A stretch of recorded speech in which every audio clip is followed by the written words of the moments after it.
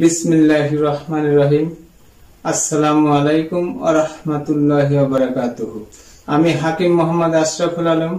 আজ আলোচনা করব পেট ফাঁপা, বদহজম, গ্যাস্ট্রিক আলসার, আইবিএস, নতুন ও পুরাতন আমাশয় সহ যাবতীয় যৌন রোগের স্থায়ী ও প্রাকৃতিক চিকিৎসা বিষয় নিয়ে। সম্মানিত দর্শক, পেট ভালো যার সব ভালো তার। বর্তমান প্রেক্ষাপটে পেটের সমস্যা নেই এমন মানুষ খুঁজে পাওয়া একেবারেই কঠিন। সুতরাং যারা বিভিন্ন প্রকারের পেটের সমস্যা সহ যৌন রোগে আক্রান্ত হয়েছেন, বিভিন্ন জায়গায় চিকিৎসা করেও সমাধান পাননি, সঠিক সমাধান পেতে ভিডিওটি শেষ পর্যন্ত দেখার আমন্ত্রণ জানিয়ে শুরু করছি। সম্মানিত দর্শক, আমার চ্যানেলটি এখনো যারা সাবস্ক্রাইব করেননি, এখনই সাবস্ক্রাইব করে নিন। নতুন নতুন স্বাস্থ্য বিষয়ক পরামর্শ পেতে লাইক দিয়ে আমার সাথেই থাকুন। ভিডিওটি শেয়ার করে অন্যদের দেখার সুযোগ করে দিন। আপনার একটি শেয়ারে উপকৃত হতে পারে লক্ষ লক্ষ এই যন্ত্রণাদায়ক রোগে আক্রান্ত রোগী। আসুন জেনে নেই পেটের সমস্যা কি এবং কেন হয়। পেট ফাঁপা, বদহজম, আইবিএস, গ্যাস্ট্রিক আলসার ও নতুন পুরাতন আমাশয় পেটের অতি যন্ত্রণাদায়ক একটি রোগ। এই রোগের মূল কারণ হচ্ছে অনিয়মিত খাওয়া দাওয়া, পেটে খাদ্য হজম হতে না হতেই পুনরায় খাদ্য খাওয়া, দীর্ঘদিনের পেটের গোলযোগ চিকিৎসা না করা, অতিরিক্ত ক্ষুধা অবস্থায় গুরুপাক খাদ্য খাওয়া, অপুষ্টি, কোষ্ঠকাঠিন্য, কৃমি, গুড়াকৃমি, অতিরিক্ত দুশ্চিন্তা, অবসন্নতা, রোগীর দৈনন্দিনের কতগুলো খাবার, গ্রীষ্ম, বর্ষা, শরৎ ও বসন্তকালে পুরাতন বাসি দই খাওয়া সহ ইত্যাদি কারণে নানা রকম রোগের সৃষ্টি হয়ে থাকে, হয় পাতলা পায়খানা অথবা কোষ্ঠকাঠিন্য। আসুন জেনে নেই পেটের রোগের উপসর্গ। সহজে খাবার হজম হয় না, সব সময় পেট ভার ভার লাগে, খাবারের পর পেট ভার ভার লাগে, ক্ষুধা লাগে না, পেটের মধ্যে ডাকাডাকি করে, পেটের মধ্যে চিনচিনায় ব্যথা হয়, সব সময় অস্বস্তি একটা ভাব থাকে, পেটের মধ্যে ভাটভুট শব্দ হয়, দুধ, শাক অথবা তৈলাক্ত কোনো খাবার খেলেই পাতলা পায়খানা হয়, বারবার পায়খানার বেগ হয়, পায়খানার সাথে ফেনাযুক্ত আঠালো মিউকাস থাকে, পায়খানায় বসলে উঠতে ইচ্ছা করে না, খাওয়ার পরই পায়খানার বেগ হয়। আবার অনেকেরই মনে হয় অনেক পায়খানা হবে, অথচ পায়খানায় গেলে পায়খানা হয় না, হলেও সামান্য একটু সাথে বিজল যুক্ত থাকে। আমযুক্ত রক্ত সহ তরল পায়খানা হতে পারে, পায়খানার রাস্তা ব্যথা হয়, ফুলে ওঠে, অনেকেই এটাকে অর্শোপাইলস বলে ভুল চিকিৎসা করে থাকেন। চুকা চুকা ঢেকুর ওঠে, গলা, বুক, পেটে জ্বালা পোড়া করে, বুকের মধ্যে কি যেন আটকে থাকে, বুকের মধ্যে জাম জাম লাগে, নাভির নিচে মোচড় দিয়ে ব্যথা হয়, বিশেষ করে গিঠায় গিঠায় ব্যথা হবে, হাত পা সারা শরীর চাবায় কামড়ায়, ঝিনঝিন করে, খিস মারা ব্যথা হয়, হাঁটতে গেলে পা অবশ অবশ লাগে, কোনো কাজে মন বসে না, অস্থির অস্থির লাগে। মাঝারি বয়সের রোগীদের ক্ষেত্রে পাকস্থলীর উপরে অংশে বুকের বাম পার্শ্বে ব্যথা অনুভব হয়, বুক ধড়ফড় করে। এ অবস্থায় অনেকেই এটাকে হৃদরোগ বা হার্টের সমস্যা বলে ভুল করে থাকেন।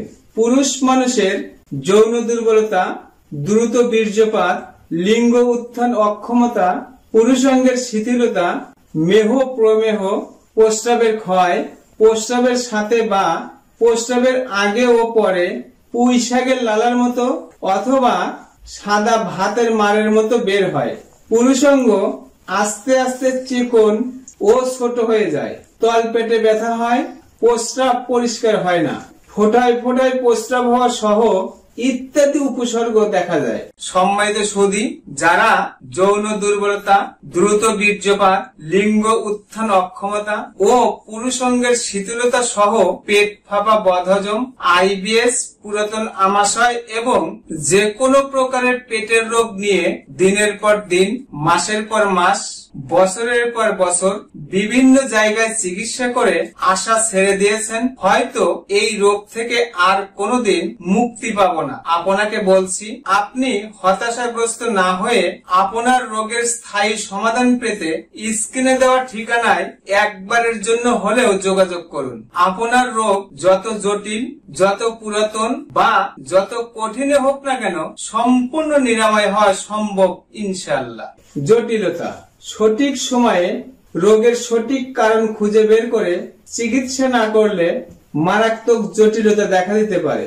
পেটের হজম ক্রিয়া নষ্ট হওয়ার ফলে যৌন রোগ, মাথার রোগ, হৃদরোগ, high blood pressure, diabetics, colon cancer, kidney ও লিভারের রোগ সহ নানা রকম মরণ ব্যাধি শরীরে বাসা বাঁধে। অপচিকিৎসা: সম্মানিত দর্শক, আমাদের শরীরে কোনো প্রকার রোগ দেখা দিলে আমরা প্রথমেই ডাক্তারের কাছে না গিয়ে ফার্মেসি থেকে আন্দাজে ওষুধ খেয়ে প্রতিনিয়তই ক্ষতিগ্রস্ত হচ্ছি। সুতরাং শরীরে কোনো প্রকারের সমস্যা দেখা দিলে দ্রুত একজন অভিজ্ঞ চিকিৎসকের পরামর্শ নিন, কেননা একজন চিকিৎসক ডায়াগনোসিস করে আপনার রোগের সঠিক কারণ খুঁজে বের করে চিকিৎসা করে থাকেন। আর রোগের কারণ চলে গেলে রোগটি এমনিতেই সেরে যায়। সম্মানিত দর্শক, ইউনানি চিকিৎসা সম্পূর্ণ পার্শ্ব প্রতিক্রিয়া মুক্ত নির্ভরশীল চিকিৎসা ব্যবস্থা।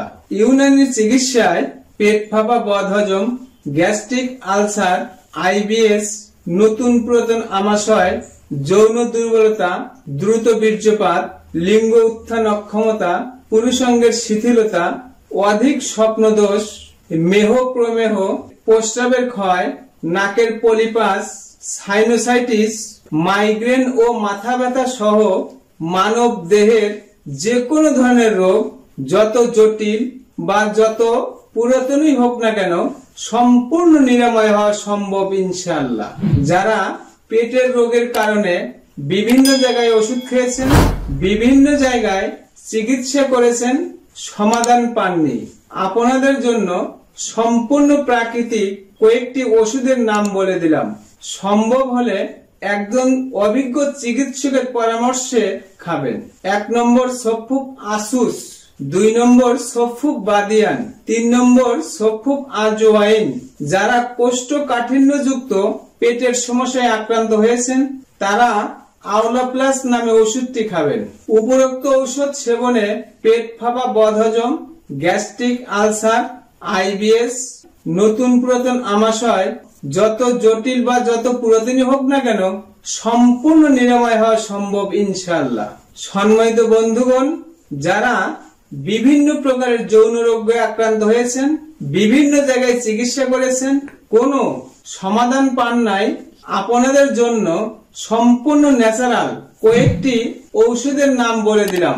সম্ভব হলে অভিজ্ঞ একজন চিকিৎসকের পরামর্শে খাবেন। 1 নম্বর উষ্ণ প্রকৃতি মানুষের জন্য সফুক সিমেন্ট প্লাস, 2 নম্বর শীতল প্রকৃতি মানুষের জন্য সফুক আজওয়াইন প্লাস, 3 নম্বর নাতিশীতোষ্ণ প্রকৃতির মানুষ অথবা বিভিন্ন প্রকারের ঔষধ, হস্তমৈথুন ও বিভিন্ন প্রকারের রোগের কারণে যৌন রোগে আক্রান্ত হয়েছেন তাদের জন্য সফুক আম্বুরি মুমিয়া প্লাস এবং সফুক আওলা প্লাস নামে ওষুধগুলো খাবেন। উপরোক্ত ঔষধগুলো সেবনে যারা আশা ছেড়ে দিয়েছেন, জীবনে আর কখনো যৌন মিলন করতে পারবো না, আমি আশাবাদী উপরোক্ত ঔষধ সেবনে আপনারাও ফিরে পেতে পারেন নতুন সুন্দর একটি জীবন। সম্মানিত দর্শক, আল্লাহ সুবহানাহু ওয়া তাআলা আমাদের চারপাশে প্রকৃতির মধ্যেই রোগ নিরাময়ের জন্য ঔষধি গুণ সম্পন্ন গাছগাছালি, লতা পাতা ও প্রাকৃতিক সম্পদ দিয়ে রেখেছেন। সম্মানিত সুধী, আপনাদের জীবন আনন্দময় করে তুলতে ও নতুন নতুন স্বাস্থ্য বিষয়ক পরামর্শ পেতে আমার চ্যানেলটি এখনই সাবস্ক্রাইব করে নিন এবং ভিডিওটি শেয়ার করে অন্যদের দেখার সুযোগ করে দিবেন। লাইক দিয়ে আমার সাথেই থাকুন।